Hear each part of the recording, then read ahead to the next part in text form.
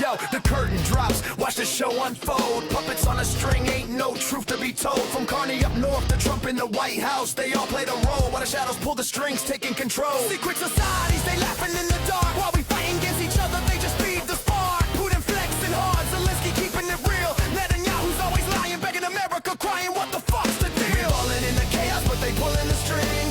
Ain't no real leaders, just thugs and their bling. Keep us divided, that's the ultimate plot. No matter who's in charge, we all just puppets getting shot. Welcome to episode number 22 of the Piscopod.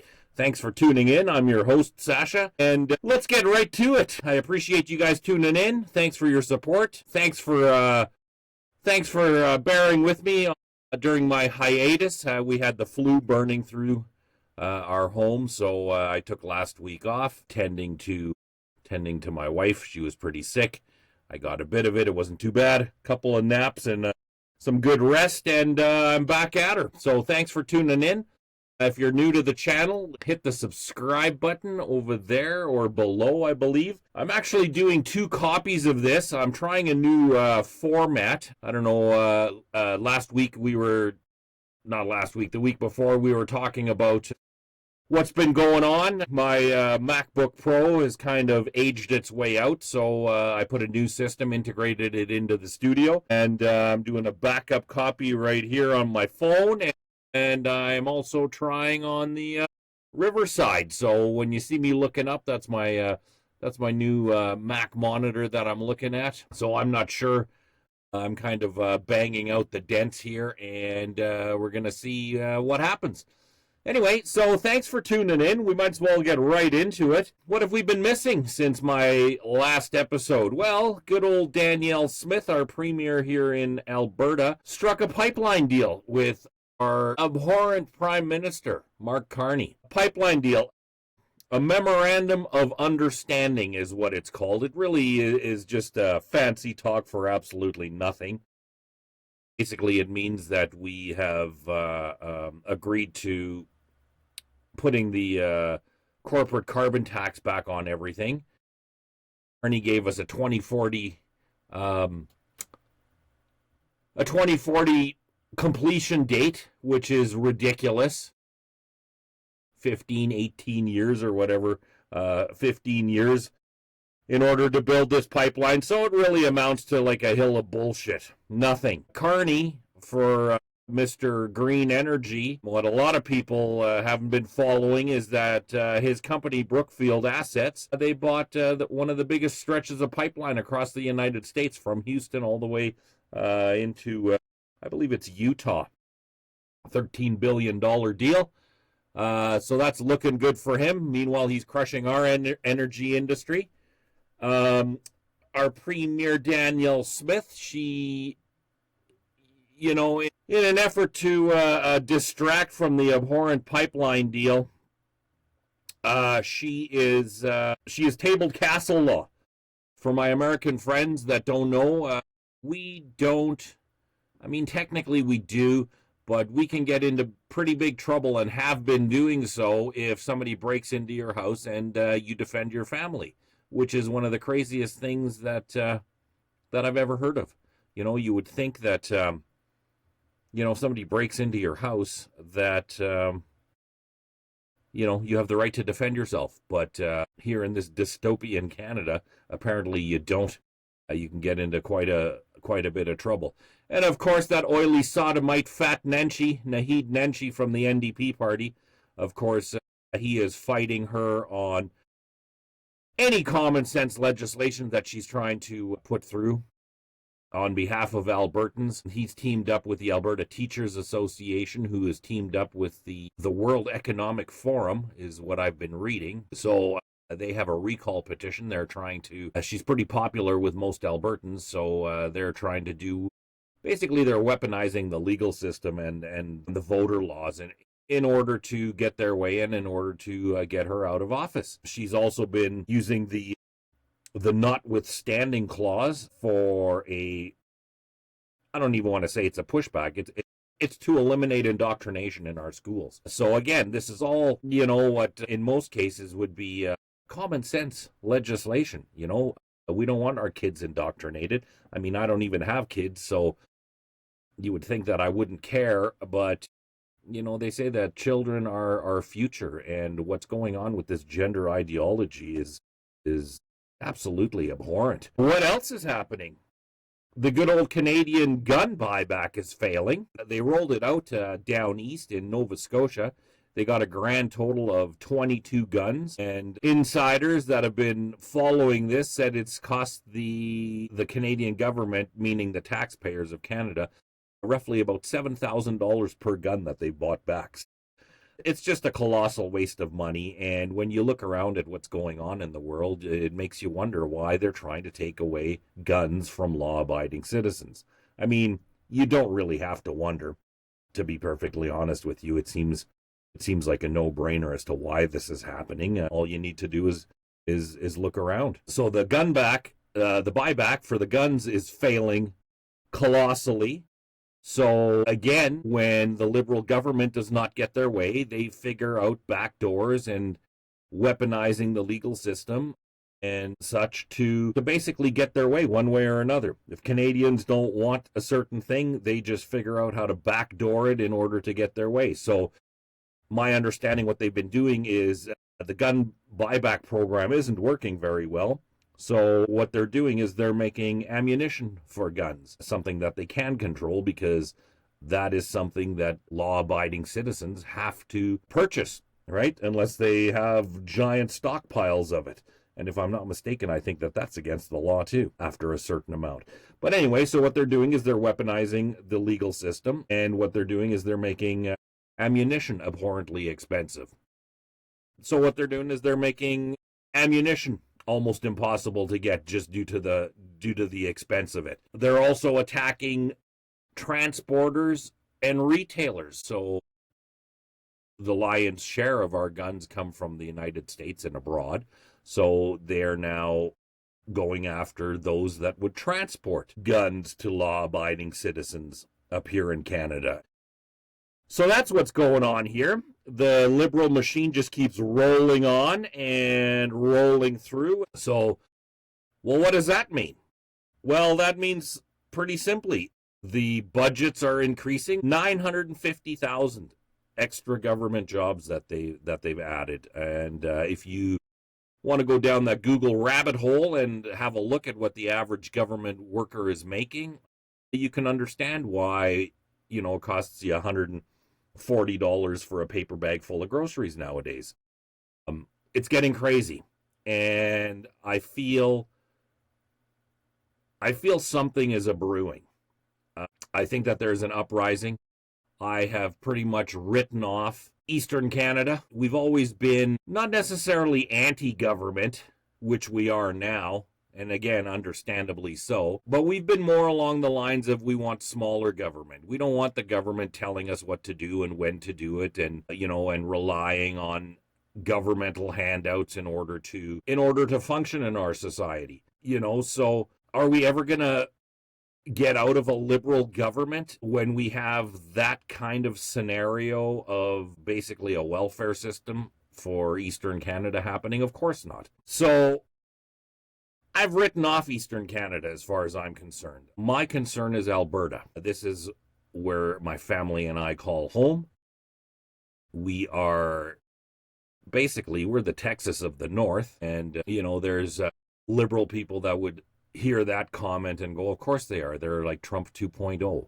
And I'm even okay with being called Trump 2.0 at this point because, we're a society of people that like to work hard, dust ourselves off when we hit the ground, and we want smaller government. We don't want as much governmental interference into our daily lives as the eastern provinces, anything from Manitoba eastward, let's say, so Ontario, Quebec especially.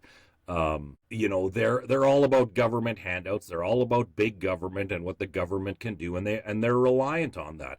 Um, without mentioning names, I know people that are in Ontario, Brampton, as a matter of fact. Uh, you know, uh, they're grifters.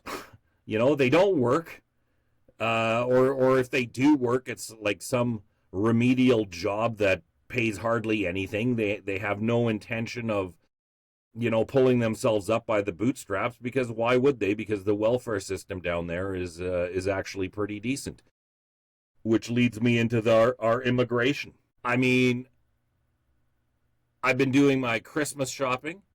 Christmas is upon us, so I don't know about you folks, but everywhere I go, I used to say happy holidays, in order to, to get along, if you will. No more. They're attacking Christianity all over the world, here in Canada too. Our Minister of Culture, Mark Miller, they're trying to pass a law making it a prosecutable offense in order if you're preaching what they deem as hateful Bible verses. So, if they want to indoctrinate your children into the gender ideology, and you talk about, well, God says this and that in the Bible, they can actually throw you in jail. Yeah, that's the world that we're in, that you can get thrown in jail over Bible verses. But if you're a Muslim and you're all over the internet talking about how you hate the infidels and that you're going to either convert them or slaughter them, well, that's okay. That's okay, because they're a minority, and they're the right color.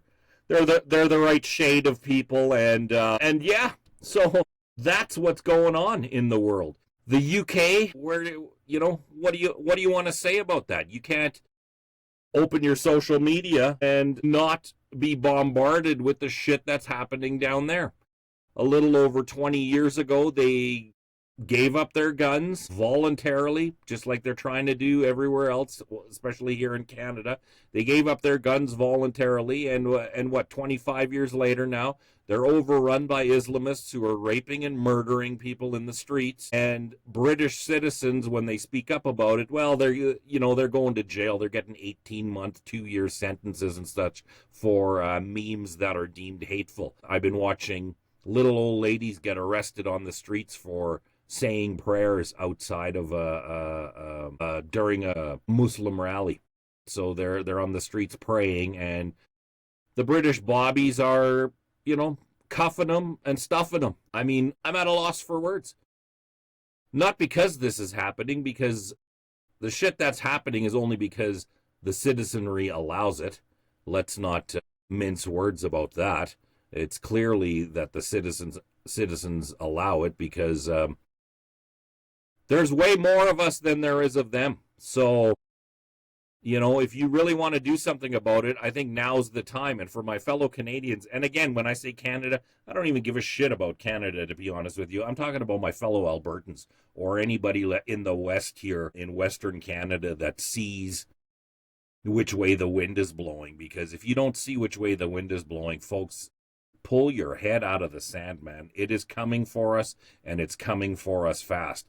Every single day, it's more censorship, more, they're taking, it's exactly like the Orwellian things have said, right? They're not going to come in and roll over us in one fell swoop. They're going to do it a little at a time. And these elbows up group, I still can't believe that there's people in my province. Again, I don't give a shit about the rest of Canada at this point anymore, but I just can't get over the fact that there's still people in my province that are like, I would vote Nenshi in, or I would vote Carney in again, anybody but Pierre Poilievre. And it just blows my mind. It just blows my mind. And I'm at the point now where I consider these people the enemy too. They're the enemy of our sovereignty. They're the enemy of our safety. We're just importing these parasites into our country. Again, not all of them are, but there's sure a lot of them.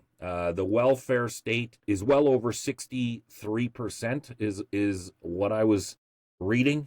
So 63% of the people that they're bringing in are sucking on the government teat. So me as an Albertan, or you as an Albertan that goes to work every day, almost 50% of everything that you earn every single day goes to the Liberal government, and they spend it on whatever they see fit. And what they see fit to spend this shit on is immigrant workers that don't want to work, and that in most cases are probably making more money than you going to work. And if you're getting sick of this shit, you better smarten the fuck up and rise up and do something. Again, Christianity is under attack. Whiteness is under attack. I mean, the Caucasians and Western society, they're the only society that is fervently pro-abortion.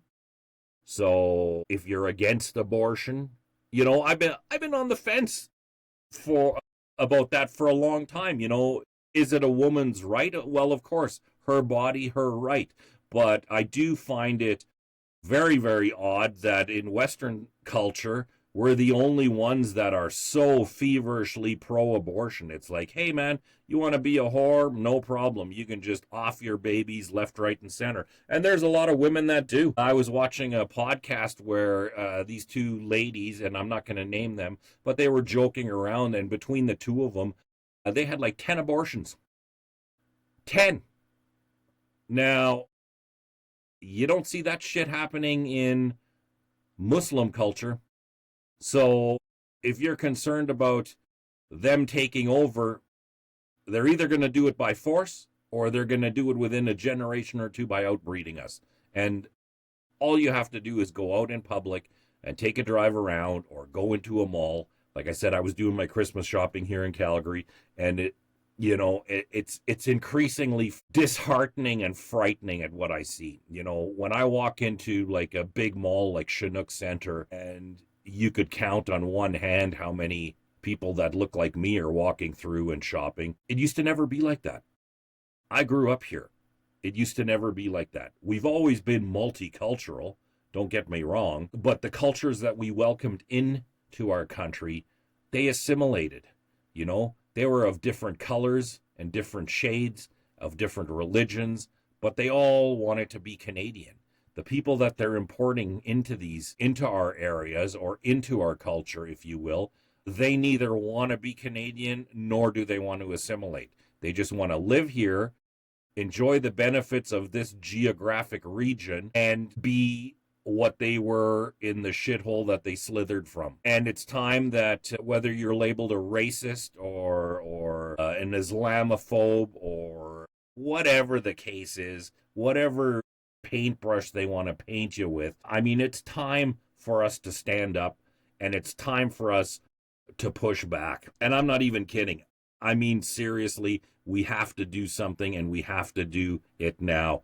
The time for waiting and being tolerant and you know, resting on our laurels to see if somebody is going to save us. Nobody is coming to save us, folks. So you better fucking open your eyes and you better get with the program.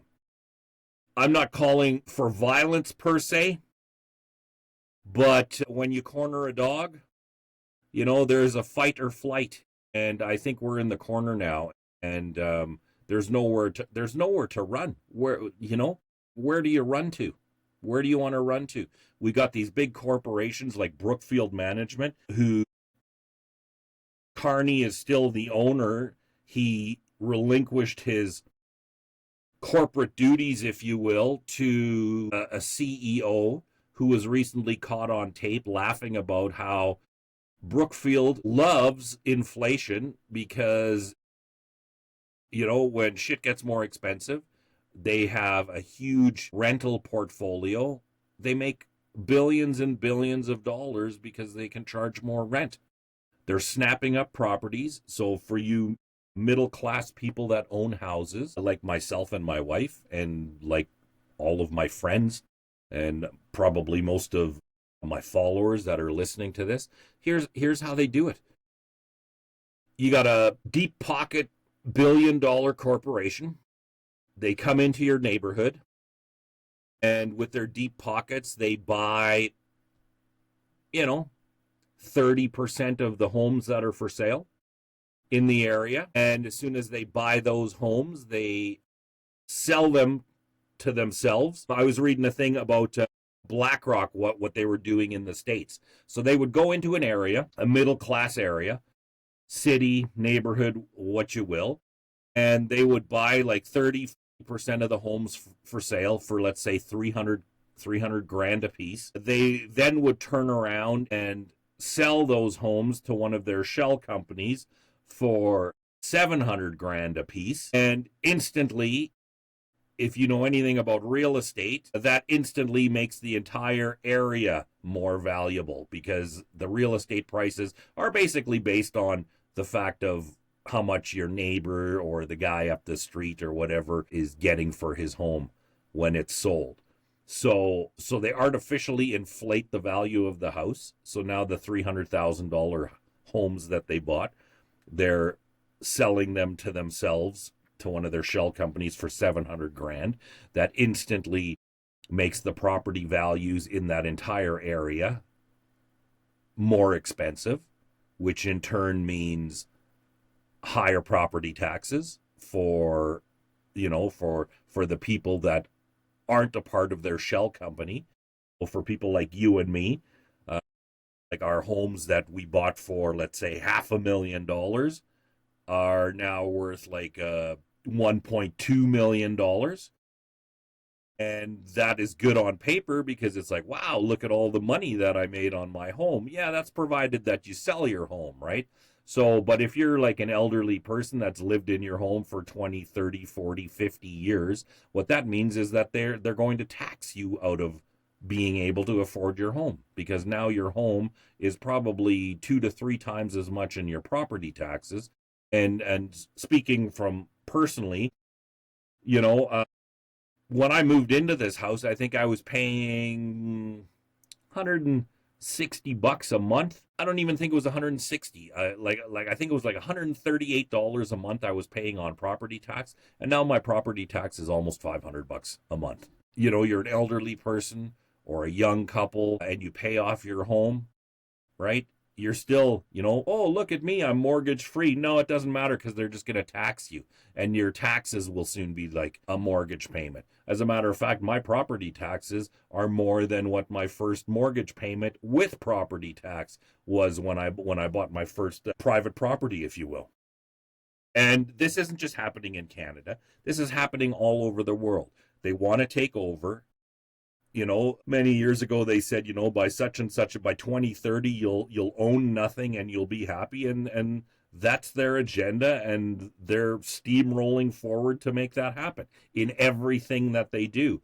And for those of us that are dissenting and standing up and pushing back, well, that explains why they're coming for your guns, right? Because an unarmed citizenry is really, really easy to control, right? You'd really never heard of revolutions that were fought with pitchforks and rocks, right? It was always armed revolution. So the best way to control you is to get rid of your arms. And that's what they're doing in all Western societies. I mean, it's no coincidence that France, Germany, the UK, Australia, Canada, the United States, we're all falling in the same fashion. It's not like, oh, this is happening here and then something like this is happening over here. We're literally falling in the same fashion. Abhorrently high prices on everything, inflation, and unvetted immigration. They're just flooding our streets with parasites and crashing our economies. And that's what they're doing. And they're not even shy about hiding it anymore. What else is happening in the world, you might say? I don't know if you guys have been following the Candace Owen thing, but that is getting pretty scary. Where's my notes on that?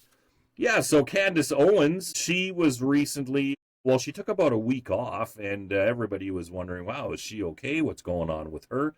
Well, what's happening is that she has uncovered through FBI sources that there's been a $1.5 million bounty paid for her assassination. Yeah, you heard that right, for her assassination, because people are so against her revealing truths that they're going to kill her, just like they did Charlie Kirk. Now, who do you ask is behind the assassination attempt? Well, if you can believe it or not, it's the French first couple, the two dudes, Emmanuel Macron and his tranny wife, Brigitte. There was plausible proof uncovered that they're trying to kill her in order to silence her. She has uncovered the truth with them, even if Brigitte is not born a man, and anybody with eyeballs knows that looking at that thing, that's a dude all the way. All the way. I knew that right from the beginning when she came out with her Becoming Brigitte thing. I thought, yeah, fuck, that's obvious, man. Of course that's a dude. Look at the hands, look at the mannerisms. That's a dude all the way. Even if it wasn't a dude, the fact that this thing was 39 years old and dating him when he was 14, nothing weird about that, folks. Nothing to see here. It seems like our entire leadership, government, is all run by pedophiles. We got, the new leader of Syria is an Al-Qaeda terrorist who Trump welcomed in the White House last week or the week before. Like, you can't make this shit up, man. I'm just sitting here watching the news and getting bombarded with this shit. And I swear to God, I'm going to have to see a chiropractor, because all I'm doing every day is shaking my fucking head as to trying to make sense of what's going on.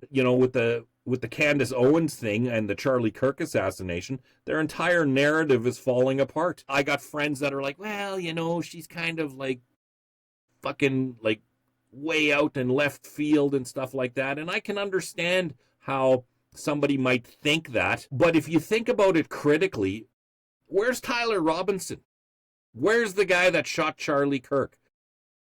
Have you seen any other celebrity or any news story this big where the mainstream media hasn't been all over every little detail of the story? I mean, look at the Diddy case, right? Like, it was non-stop news about the parties, the videotapes, the video of him beating the shit out of his girlfriend in the hotel. It was non-stop. OJ, non-stop. Everything. Any of these cases, it's non-stop media coverage. And then it comes to the Tyler Robinson thing. Does anybody know who his lawyer is? Have you ever seen his lawyer, let's say, on CNN or ABC News or any of them? Have you seen it?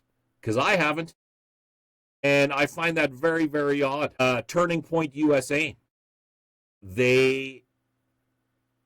I agree with Candace Owens. I think that there's something shady going on there. They issued a statement. They came out and they said, we're inviting Candace Owens to Phoenix, Arizona to come in person and address the claims that she's been making. But, the caveat is she has to attend in person. I mean, who in their fucking right mind is going to agree to that? They just murdered Charlie Kirk in public. They have an assassination attempt, or an assassination plot, if you will, against Candace Owens. That, to me, that invite to address what she's been talking about, but it has to be in person, that to me just does not seem genuine and transparent. To me it seems like containment. If you wanted to off someone, what better way to do it than letting whoever's going to do it know where she's going to be, when she's going to be there, and like literally have her out of her comfort zone and in a contained situation. I think she's crazy if she agrees to do it. From the latest reports, I don't think that she's going to do it, and she's smart not to do so. And Blake Neff, the mouthpiece for Turning Point USA, he talked about how, because even Turning Point followers are like, well, why are you insisting that she come in person? Like, why not just do it, right? Because they announced that they're going to live stream a question and answer period on the 15th of December, I believe, right? And, he just talks down to people. He says, well, I think it's pretty intuitive if she wants to be authentic and and detailed and transparent that she should do it in person. And ironically, they're talking about this amongst themselves while they're each in different locations and remotely discussing it. Ms. Owens has to show up in person in order to do it, but as they're discussing why she should show up in person, they're actually doing it remotely. And it's a stream, right? It's a live stream. So live stream is inviting the internet to participate in either watching or participating in this. So again, I find it highly suspicious, highly suspicious that they are insisting on her attending in person. So Candace Owens, if you're listening to me, honey, don't do it, man. Do not go anywhere near these ghouls. What else is odd about this whole scenario is the fact that the FBI and the Trump administration is nothing but crickets, man. Nothing but crickets on this. So there is verifiable proof that a foreign government, that being France, that a foreign government is plotting the assassination of an American citizen on American soil, no less. And there's no media coverage. The FBI hasn't come out and said, hey, wait a minute, just so that you guys know, we're on this, we're investigating this, and there's no fucking way that we're going to let an American citizen be murdered again on American soil, or on any soil for that matter. It used to be America, they used to go to war. They used to bomb fucking cities and level places if, an American citizen was harmed abroad. And we're now in this fucking matrix of weirdness that foreign governments, they can just plot to murder and assassinate American citizens on American soil. And that's just par for the course. I don't find it surprising that, that all this shit is coinciding with the outing of Macron and his tranny wife. I think that we have passed the time where governments are protecting the citizens, and we have entered the time where the ruling elite will do anything in order to hold onto power. I mean, where's the Epstein files? Wasn't it a couple of weeks ago that Donald Trump was like, yeah, fuck it, we're going to release the Epstein files? Has anybody seen anything about the Epstein files? Because I sure as fuck haven't. Man, I wish I could come on this podcast here and share some better news with you guys, but maybe one day I'll do it. But we're just living in crazy times, man. We're just living in crazy times, and it seems to be getting worse and worse every day. This criminal enterprise of like Turning Point USA and the geopolitical shadiness of what's happening around the Charlie Kirk assassination, the Epstein files. What about the JFK files? Remember Trump, when he was running, one of the things that he was running on was that he was going to be transparent, and all the, it's been 60 years since JFK was assassinated by Lee Harvey Oswald, wink, wink, right? Because that's who did it, right? Not even the case, man. But, it's been 60 years. We haven't heard fuck all about that either. These are ruling elite. They're criminal enterprises, harkening back to the Turning Point USA, Erica Kirk, Tyler Boyer, Andrew Kovac, I believe his name is. I've been following this pretty closely. I started becoming a fan of Candace Owens when she was doing the Becoming Brigitte thing. And only because I thought, well, yeah, that's a no fucking brainer. Of course that's a dude. But she's telling the truth. She comes with receipts. I think that Candace is over the target, and everybody knows it. And these ruling elite, these people are going to do anything to silence her. Rob McCoy and the Calvary Chapel. I covered this in one of my previous episodes. They're run by 13 or 14 of the Calvary chapels across the United States are run by convicted pedophiles. I've been watching the Erica Kirk interviews. And again, you hate to attack a widow, But, hit me up in the comments, man. Does anybody else think that she's just like, that there's something off with her? She gives me she gives me the creepy vibes, man. And yeah, so Candace is uncovering all these. I mean, at the very least, she's uncovering plausible questions that we should be asking. Like I said, where's the Epstein files? How come those aren't out? Where's the JFK files? How come those aren't out? How about the fact that Pete Hegseth and the Pentagon just gave a $620 million loan to Don Jr. to build drones? Nothing going on there, folks. Nothing going on. And like I said, and all the while that all this is happening in Western societies across the world, we have this rampant immigration and and people that are all over social media and praying in their mosques, they're basically telling us what they're going to do. They're going to take over, either by sword or by outbreeding us, they're going to take over. And we've, Western culture has been gaslit into, you should be tolerant and we're all a melting pot. And, fuck that. That's my opinion. Fuck that.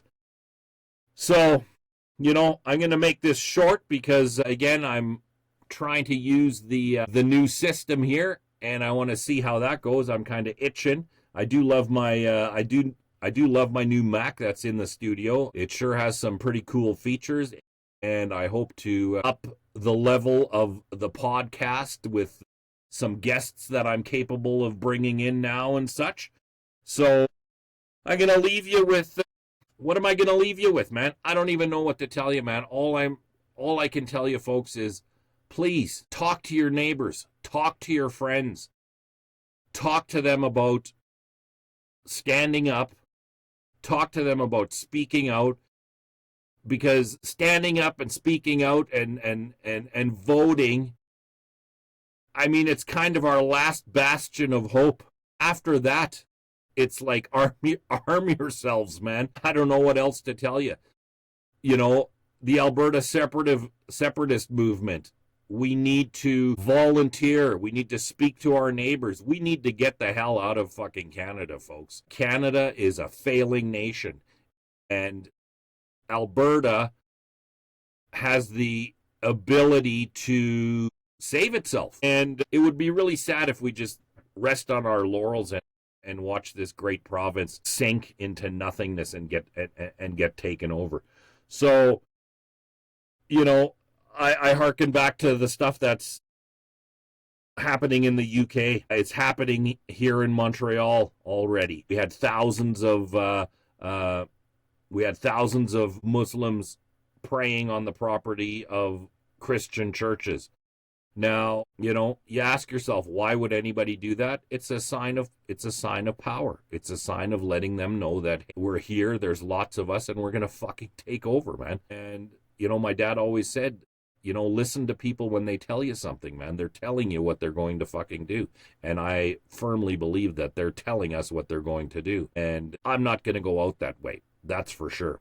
Like I said, in the UK, Keir Starmer, he's protecting Muslim rapists and pedophiles while sending Brits to prison for memes and praying. I mean, that's just like bonkers. It's crazy. So, folks, I'm going to leave you with this. I can't remember who said this, but it was a great quote that I read. And it goes like this: if you are not prepared to use force to defend your civilization, then be prepared to accept barbarism. And I'm going to leave you with that, folks. And again, thank you for your support. I apologize for missing an episode last week. But again, like I said, with the flu burning through the place, I just needed a week off to tend to the wife and the meatballs. Well, the meatballs weren't, but, there's two of them and they're a handful. So anyway, folks, thanks again for tuning in. I appreciate your support. If you like what I'm covering, if you like my content, please share it. We need to spread the word, man. It's more important now than ever. We need to spread the word, and we need to prepare ourselves because there's strength in numbers. So again, thanks for your support. Hit the like button, hit the subscribe button, share this, and we shall see you all next week. Hopefully I'll have some better news. But it seems to be, it seems to be pretty bleak as of late.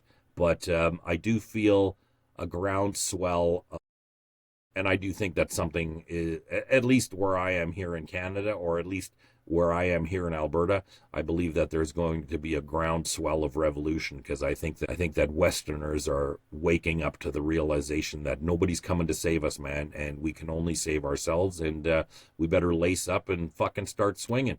Anyway, guys, have yourselves a wonderful week. Stay safe. Be like me, and when you're out and about, wish everyone a Merry Christmas. No more happy holidays from this cowboy. It's fucking Merry Christmas. Christ is King, and if you don't like it, get the fuck out of here. That's my thoughts, not yours. Thanks for tuning in. We'll see you next week. See ya!